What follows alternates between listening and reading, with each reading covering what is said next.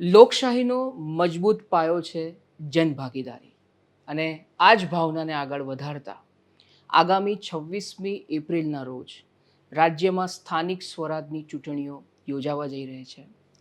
અને એટલું જ નહીં દર્શક મિત્રો, જ્યારે ચૂંટણી પંચ છે ને એ ખૂબ જ તૈયારી કરતું હોય છે, ખૂબ જ મહેનત કરતું હોય છે, ત્યારે રાજ્ય ચૂંટણી પંચની કેવા પ્રકારની વ્યાપક તૈયારીઓ છે આના માટે, ચૂંટણી સફળ શાંતિપૂર્ણ માહોલમાં અને પારદર્શિતાથી કેવી રીતે યોજાય એના માટે રાજ્ય ચૂંટણી પંચ સતત પ્રયત્નશીલ છે અને ખૂબ જ સારી તૈયારી કરી રહ્યું છે. કેવા પ્રકારની તૈયારીઓ છે એના માટે આ બાબતો વિશે અને અલગ અલગ પાસાઓ વિશે વાત કરવા માટે આપણી સાથે ઉપસ્થિત છે રાજ્ય ચૂંટણી commissioner doctor S Muralikrishna sir. આવો એમની સાથે વાત કરીએ. સર, પહેલાં તો દૂરદર્શન સાથે વાત કરવા બદલ આપનો ખૂબ ખૂબ આભાર. નમસ્કાર. પહેલો જ પ્રશ્ન એ થાય કે જે સ્થાનિક સ્વરાજની ચૂંટણીઓ છે, તો સ્થાનિક સ્વરાજની ચૂંટણીઓ કઈ કઈ સંસ્થાઓ માટે યોજાશે? આમ સ્થાનિક સંસ્થા ચાર ટાઈપના હોય છે. એક મહાનગરપાલિકા, નગરપાલિકા, જિલ્લા પંચાયત, તાલુકા પંચાયત. આ તબક્કાએ ગ્રામ પંચાયત પણ છે, પરંતુ અત્યારે એનું ગ્રામ પંચાયતનું ચૂંટણી નથી. આ ચાર તબક્કાનું ચૂંટણી છે. ગુજરાતમાં 17 મહાનગરપાલિકા છે. 17 પૈકી 15 મહાનગરપાલિકામાં અત્યારે ચૂંટણી થાય છે અને 84 નગરપાલિકાઓમાં પણ ચૂંટણી થાય છે. અને જિલ્લા પંચાયત ટોટલ 34 છે. 34માં જિલ્લા પંચાયત ચૂંટણી થાય છે અને તાલુકા પંચાયતથી 263 છે. 263 પૈકી 3નું તો ગયા વર્ષે થયેલ હતી, એટલે જો ટર્મ ચાલુ છે, એટલે હવે 260 તાલુકા પંચાયતનું પણ અત્યારે ચૂંટણી છે. અત્યારે ચૂંટણી બધા એકસાથે એક જ દિવસે બધાનું મતદાન યોજવામાં આવશે. તો સર, બીજો જે પ્રશ્ન છે કે આ વખતે જે 26મી એપ્રિલે મતદાન થશે એમાં કેટલા મતદાતાઓ મતદાનમાં ભાગ લેશે? આજે મતદારોની સંખ્યામાં આવે તો જે આપણું બધાનું ખબર છે, જે તાજેતરમાં ભારત ચૂંટણી પંચે SIR સ્પેશિયલ ઇન્ટેન્સિવ રિવિઝનનું મતદાર યાદીનું જે નવીશરતી જે બધું ચકાસણી કરીને પબ્લિશ કર્યો, એ ભારત ચૂંટણી પંચ ગુજરાત માટે 17/2 પ્રસિદ્ધિ કર્યો. અમે 17/2 એટલે તાજેતરમાં પ્રસિદ્ધ થયેલા મતદાર યાદીનું લઈને અમે અમારા માટે જે સ્થાનિક સંસ્થાને અનુરૂપ બરણી એનું બનાવવામાં આવશે. એ પ્રમાણે બનાવ્યા અને પછી અમે 23મી માર્ચે એનું મુસદ્દા પબ્લિશ કર્યો જાહેર જનતા જોગ માટે. 23મી તારીખે પબ્લિશ કરીને પછી એનું આખરી પ્રસિદ્ધિ 1/4 અમે 1/4/2026 આખરી પ્રસિદ્ધિ કર્યા. એ પ્રમાણે અમારા જે મતદારોની સંખ્યા, કુલ મતદારોની સંખ્યા 4,18,00,000 ઉપરાંત છે. તે પૈકી પુરુષ મતદારોની 2,16,00,000 જેટલા છે અને સ્ત્રીઓની 2,02,00,000 કરતાં વધારે છે. અને ટ્રાન્સજેન્ડરનું, એટલે અધર કહેવાય ટ્રાન્સજેન્ડર, એનું 965 જેટલા છે. અને એ પૈકી કોર્પોરેશનના 1,10,00,000 મતદાર છે. નગરપાલિકાનો 33,00,000 જેટલા મતદારો છે. અને તાલુકા જિલ્લા પંચાયત માટે 2,74,00,000 જેટલા મતદારો આમાં ભાગ લેશે.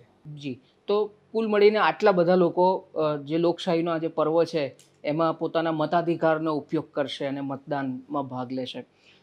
ઘણા બધા પ્રશ્નો એવા છે સર કે જે લોકોને મૂંઝવતા હોય છે, તો આપણે એ પ્રશ્નોનું પણ નિરાકરણ કરીએ. ધારો કે કોઈ એવા વ્યક્તિ છે કે જેનું નામ ચૂંટણી પંચની, ભારતના ચૂંટણી પંચની મતદાર યાદીમાં છે અને એમની પાસે ચૂંટણી ઓળખ કાર્ડ પણ છે, તો પ્રશ્ન એવો થાય કે સ્થાનિક સ્વરાજની સંસ્થાઓમાં એ વોટ આપી શકે? હા, એ જે મેં અગાઉ જે રીતે કીધું, ભારત ચૂંટણી પંચની અમારા જે નિયમ એવા છે સ્થાનિક સંસ્થાઓની મતદાર યાદી તૈયાર કરવા માટે. ભારત ચૂંટણી પંચે તૈયાર કરેલા મતદાર યાદી અમે લઈને એનું પ્રસિદ્ધ કરવામાં આવે છે. એટલે એમાં ભારત ચૂંટણી પંચ પ્રસિદ્ધ કરેલા મતદાર યાદીમાં નામ હોય એ તો નામ ઓટોમેટિકલી અમારા યાદીમાં આવી જશે. અને પછી એમાં થોડા નિયમમાં થોડું ડિફરન્સ છે. શહેરી વિસ્તાર માટે, પંચાયત વિસ્તાર માટે. પંચાયત વિસ્તારમાં જે લાયકા ધરાવતા હોય તો અમારા મુસદ્દા પ્રસિદ્ધ કર્યા પછી પણ ઉમેરી શકે, પરંતુ શહેરી વિસ્તારો માટે જે ભારત ચૂંટણી પંચની મતદાર યાદીમાં નામ હોવા ફરજિયાત છે.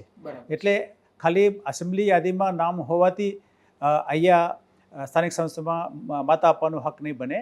એનું જે મતદાર યાદી સ્થાનિક સંસ્થા માટે અમે મુસદ્દા તૈયાર કરીને પ્રસિદ્ધિ કરીને કરેલા છે, પછી એનો આખરી પ્રસિદ્ધ પણ કરેલા છે. એ આખરી પ્રસિદ્ધ થયેલા સ્થાનિક સંસ્થાની મતદાર યાદીમાં મતદારનું નામ છે કે નથી એ જોવું પડશે. એ જોવા માટે અમારા રાજ્ય ચૂંટણી પંચની વેબસાઇટ ઉપર સર્ચ ઓપ્શન પણ આપેલા છે. એનું સર્ચ કરીને એમનું કયા વિસ્તારમાં આવે છે એ બધું જોઈ શકે છે. બરાબર છે. હવે સપોઝ કોઈ વ્યક્તિ પાસે ચૂંટણી માટેનો જે ઓળખ કાર્ડ છે એ નથી, તો અન્ય કયા દસ્તાવેજ એ રજૂ કરીને પોતાના મતાધિકારનો ઉપયોગ કરી શકે? જે ભારત ચૂંટણી પંચ મતદાર યાદી તૈયાર કરતી વખતે જે પણ મતદાર નોંધણી થાય એનું EPIC card, photo EPIC card આપીએ છીએ. બરાબર છે. ઓકે, આ એપિક કાર્ડ મોટા પાયે બધા પાસે હોય છે. એ સિવાય અમુક વાર અમુક લોકો પાસે ગુમ થતા હોય અથવા ઉપલબ્ધ ના હોય એવા સંજોગોમાં રાજ્ય ચૂંટણી પંચે 14 ડોક્યુમેન્ટની એક 2016માં આદેશ બહાર પડેલા છે. એ પ્રમાણે જે ફોટો સાથે જે ઓળખાણ થઈ શકે એવા ડ્રાઇવિંગ લાઇસન્સ, પાસપોર્ટ, આધાર, કઈ સરકાર દ્વારા આપવામાં આવેલા કોઈ પણ એક ઓળખપત્ર દિવ્યાંગ માટે આપતા હોય એવા બધા લિસ્ટિંગ આપેલા છે. એ પ્રમાણે જે ફોટો સાથે એમનું પહેચાન થવું જોઈએ એવા જે 14 ડોક્યુમેન્ટ છે અમારા 24/11/16ની હુકમ છે, આદેશ છે, એ વેબસાઇટ પર ઉપલબ્ધ છે. એ પણ એ પ્રમાણે લઈને ત્યાં મતદાન મથક જાય તો ઓળખાણ થાય અને પછી મત આપી શકે. એટલે એવું જરૂરી નથી કે તમારી જોડે ના હોય ઇલેક્શન કાર્ડ તો પણ તમે આ બધા પુરાવાઓ રજૂ કરી અને પોતે મતદાન કરી શકો. કોઈ પણ એક પુરાવા રજૂ કરીને મતદાન કરી શકે. સરસ વાત કરી. આ આપણા જે દર્શકો છે એમને ઘણો ફાયદો થશે આ વાત જાણવાથી, કારણ કે લોકોને ઘણી બધી મૂંઝવણ થતી હોય છે. અચ્છા, બીજો પ્રશ્ન એવો થાય સર કે મતદાન કોઈ પણ વ્યક્તિ ક્યાંથી ક્યાં સુધીમાં કરી શકશે? મતદાન જે સમય અમે રાજ્ય ચૂંટણી પંચે અમે નક્કી કરેલા છે અને અમે જાહેરાત ગેઝેટ નોટિફિકેશન બહાર પડેલા છે. એ સમય છે 26મી તારીખે સવારના 7 વાગ્યાથી સાંજે 6 વાગ્યા સુધી મતદાન પ્રક્રિયા. સવારે 7 થી સાંજે 6 વાગ્યા સુધી. અને એનો મતલબ એવું નથી 6 વાગે કોઈ ક્યુમાં ઊભો રહેલા છે એનું તક ગુમાવવાનું એવું નથી.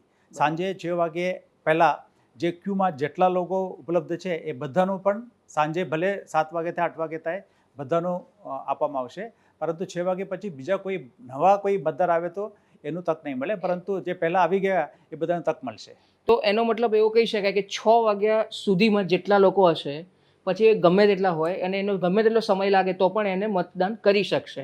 એના પછી જે આવે એ લોકોને કોઈ અલાઉ નહીં કરવામાં આવે. બહુ સરસ વાત કરી સર. અચ્છા, હવે દિવ્યાંગ લોકો જે છે એ લોકો પણ પોતાના મતાધિકારનો ઉપયોગ કરવા માગતો હોય તો એના માટે ચૂંટણી પંચ દ્વારા કેવા પ્રકારની વ્યવસ્થા કરવામાં આવી છે? દર વખતે પણ આવું વ્યવસ્થા કરે છે દિવ્યાંગો માટે, અમુક સિનિયર સિટીઝન નાગરિકો માટે પણ જે વ્હીલચેર છે. અને ભારત ચૂંટણી પંચની ચૂંટણીમાં પણ વ્યવસ્થા રાખીએ છીએ. રાજ્ય ચૂંટણી પંચની ચૂંટણીમાં પણ અમે એ રીતે વ્યવસ્થા રાખીએ છીએ. વ્હીલચેર અને વોલન્ટિયર્સ ત્યાં મતદાન મથક પાસે પૂરતું પ્રમાણમાં વ્હીલચેર હોય છે અને વોલન્ટિયર્સ હોય છે. એને જે દિવ્યાંગોની અને અથવા સિનિયર સિટીઝન્સો પણ મદદ કરવા માટે આ બધું અમે સેવા ત્યાં ઉપલબ્ધ રાખેલા છે. બરાબર છે. એટલે વ્હીલચેરની વ્યવસ્થા છે અને કોઈ પણ પ્રકારની તકલીફ વોલન્ટિયર્સ પણ એ લોકો પણ પોતે ખડે પગે ત્યાં ઊભેલા છે. બરાબર છે. હવે મતદાન જાગૃતિ, કારણ કે લોકોને પણ અવેરનેસ ફેલાય અને લોકો જાણે એના માટે ખૂબ જ આવશ્યક છે કે લોકો પહેલાં તો જાગૃત થાય. અને રાજ્ય ચૂંટણી પંચ હંમેશા પ્રયત્નશીલ રહેલું છે કે લોકોમાં મતદાન કરવા માટેની જે જાગૃતિ આવે એ વધારે ને વધારે ફેલાય. તો એના માટે મતદાન જાગૃતિ માટે ચૂંટણી પંચ દ્વારા કેવા પ્રકારની પહેલ અને કેવા પ્રકારના પગલાં ભરવામાં આવ્યા છે? જો મતદાનમાં ભાગ લેવા માટે, નૈતિક મતદાન કરવા માટે અમે દર વખતે મતદારોની અંદર જાગૃતિ લાવવા માટે જુદા જુદા માધ્યમથી અમે જાગૃતિ લાવવા પ્રયત્ન કરીએ છીએ.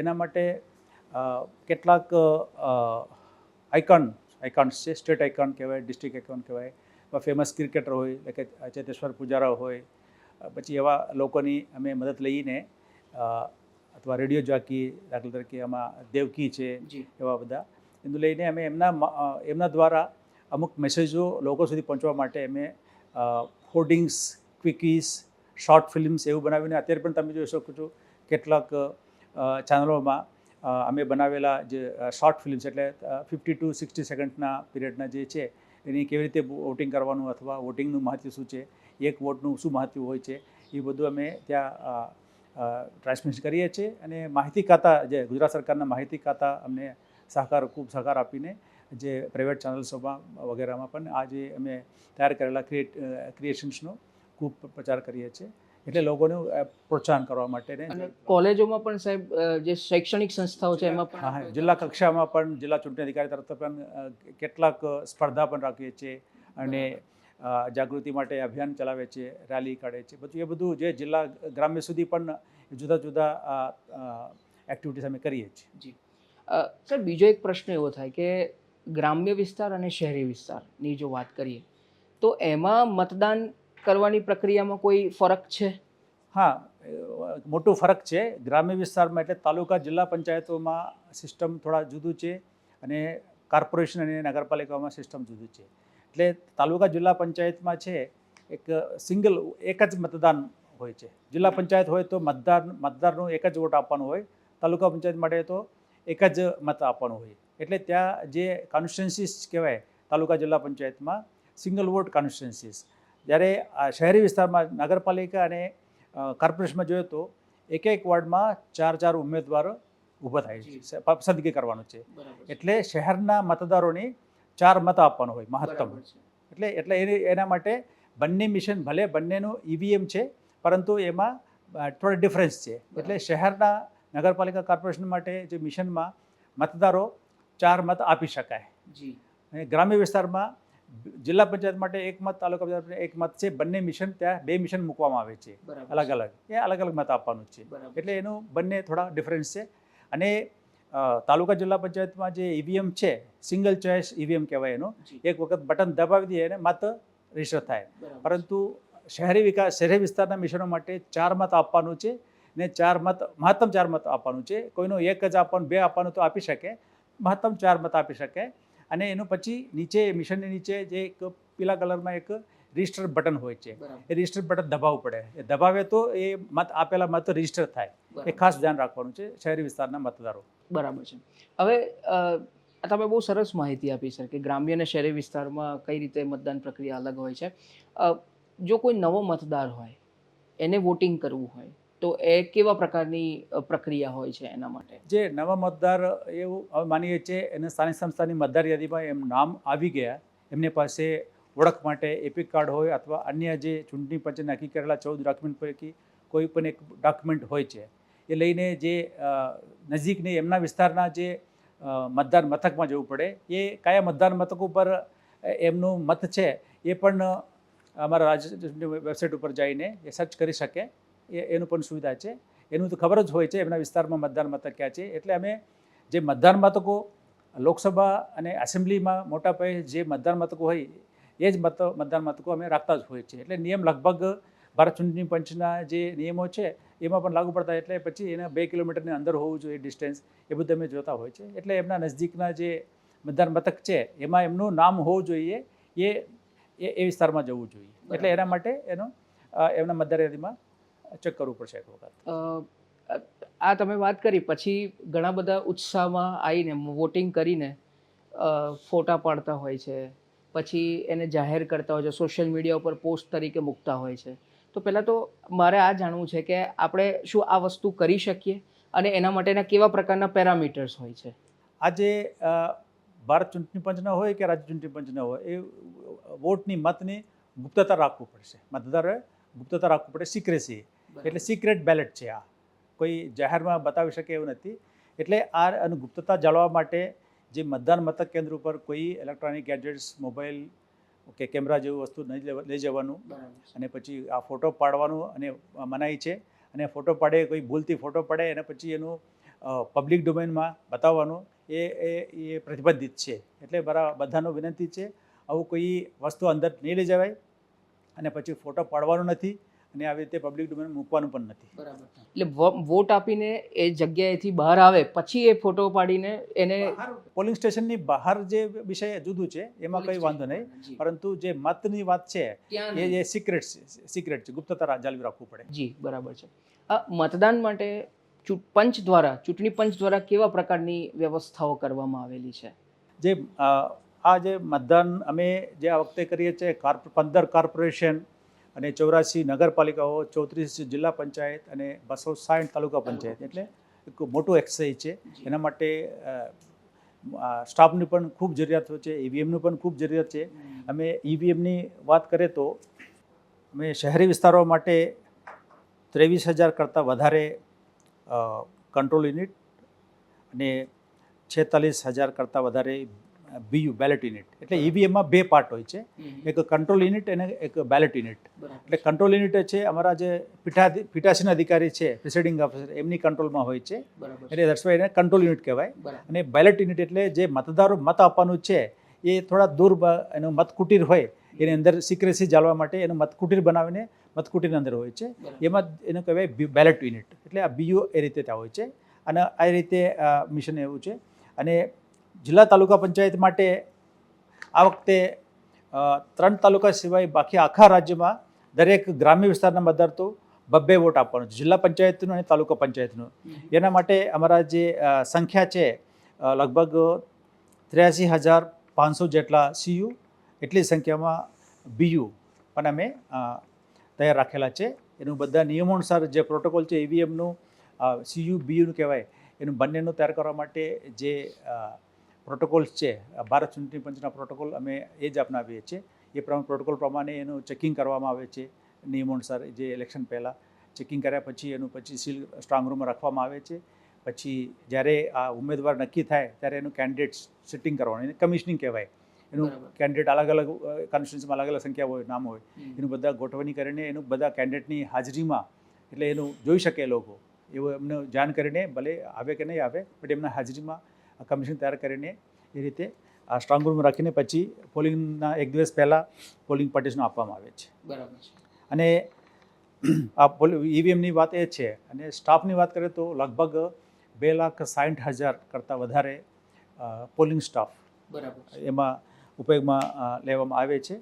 અને બાકીની વાત કરીએ તો returning officer, assistant returning officer એટલે ચૂંટણી અધિકારી, મદદનીશ ચૂંટણી અધિકારી, લગભગ 1,000 જેટલા ચૂંટણી અધિકારી, 1250 જેટલા મદદનીશ ચૂંટણી અધિકારી, અને આ જે ચૂંટણી દરમિયાન અમે નિમેલા છે.